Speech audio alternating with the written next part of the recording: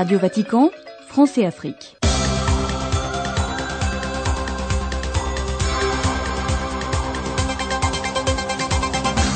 Allons en République démocratique du Congo pour faire écho à la déclaration de l'archevêque de Kinshasa, le cardinal Laurent Mosengo, à la suite de la répression des chrétiens le dimanche 31 décembre, alors que ces derniers priaient avant de manifester pacifiquement pour réclamer l'application réelle de l'accord politique global et inclusif signé sous l'égide de la conférence épiscopale de ce pays. Le cardinal Mosengo a bien voulu commenter dans l'entretien que nous vous proposons sa déclaration et il commence par la dénonciation et la condamnation des hommes en uniforme, mais aussi des jets de gaz lacrymogènes aux chrétiens pendant les célébrations eucharistiques dans les différentes paroisses de Kinshasa. Une situation jamais vue dans l'histoire de la République démocratique du Congo. Suivez le cardinal Mosengo. C'est du jamais vu. Ils sont entrés dans nos paroisses, y compris à la cathédrale, et ils ont jeté des gaz lacrymogènes dedans. Ils ont empêché les gens de célébrer la messe.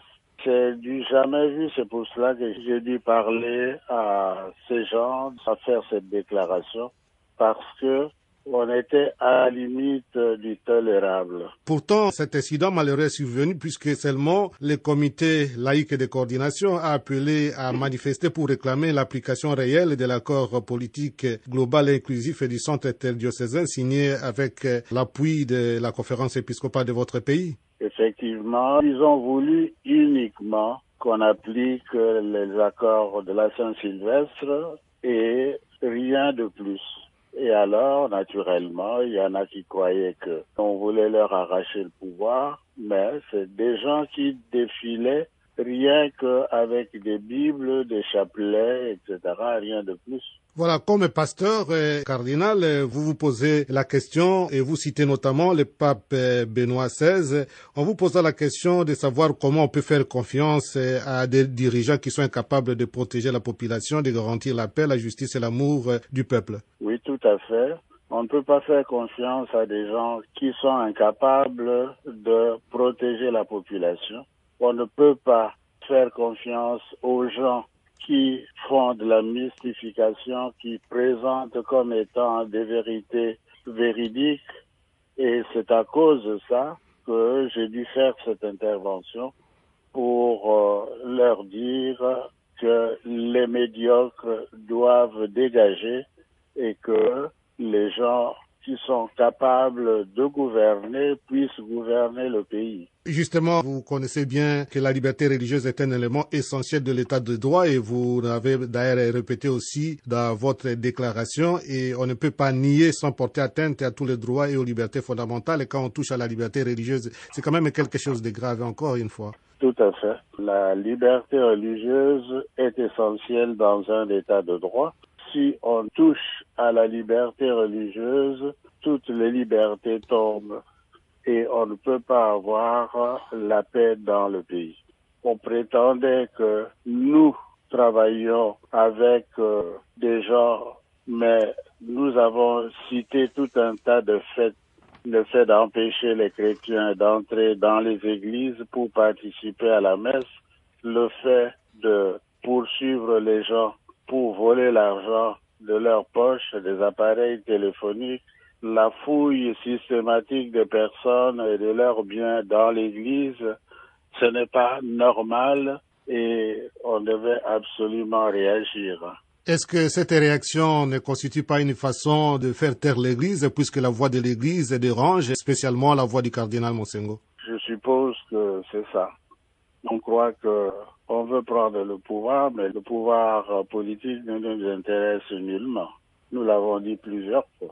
Vous parlez d'un Congo de valeurs et non un Congo d'anti-valeurs. Tout à fait. Nous voulons un Congo de valeurs et non un Congo d'anti-valeurs. Et la première des valeurs, c'est la paix dans la justice. La première des valeurs, c'est la vérité. La première des valeurs, c'est les droits des personnes à défiler normalement. Vous dites quand même dans votre déclaration, et vous êtes bien équilibré, vous demandez aux uns aux autres de faire preuve de sagesse et de retenue. Est-ce que vous pensez que vous serez entendu, puisque c'est depuis longtemps que les évêques de la République démocratique du Congo, votre pays, tentent de faire entendre la raison aux hommes politiques, mais vous n'êtes pas toujours suivi. Mais là, vous demandez quand même aux uns aux autres de faire preuve de sagesse et de retenue. J'espère que je serai entendu parce que on ne peut pas ne pas entendre une voix de sagesse. On ne peut pas ne pas entendre une voix prophétique, mais nous parlerons à temps et à contre-temps, advienne que pourra, mais nous parlerons. Mais justement, vous parlez, la conférence épiscopale de votre pays a fait communiquer, l'annonciature apostolique aussi a rappelé dans son message qu'il appartient à l'église locale de prendre des initiatives et même que les chrétiens sont permis par le code de droit canonique de constituer en association et de promouvoir les initiatives qui soient en harmonie avec la mission de l'église. En plus, la promotion de la justice sociale et la défense des droits civils et politiques des citoyens fait partie intégrale de la doctrine sociale de l'église, puisqu'il y a des gens qui pensent que l'église ou les chrétiens n'ont rien à dire concernant la politique. L'Église enseigne la doctrine sociale et l'Église a le droit d'enseigner cette doctrine sociale parce qu'elle permet aux chrétiens d'organiser leur vie politique de façon à ce que la société aille beaucoup mieux. Et c'est pour cela que nous croyons qu'il était essentiel que nous puissions leur adresser cette parole, la parole du Seigneur, la parole de l'évêque et la parole du veilleur qui veille pour éviter le mal au peuple et pour arriver à les aider à marcher dans le droit chemin. Éminence, votre déclaration, c'est déjà un soutien aussi aux personnes qui ont été touchées par ces événements malheureux, comme vous l'avez appelé. Est-ce que vous avez un message de réconfort et de soutien à toutes ces personnes qui sont désespérées devant, si on peut utiliser votre mot, devant la barbarie des gens qui les ont fait mal? À ces personnes, nous présentons d'abord nos condoléances et nous sommes en train d'examiner la possibilité de célébrer une Eucharistie pour l'ensemble de ces personnes, pour que le Seigneur les reçoive dans sa paix éternelle. Éminence, nous vous remercions pour ce temps que vous nous aviez dédié, à moins que vous ayez encore un petit mot à ajouter à l'endroit des gens qui nous suivent. Je remercie tous ceux qui aident à diffuser notre parole. Je remercie la Radio Vatican de faire ce service pour faire connaître notre pensée. C'était le cardinal Laurent Monsengo, archevêque de Kinshasa en République démocratique du Congo. Propos recueillis par Jean-Pierre Bodioko.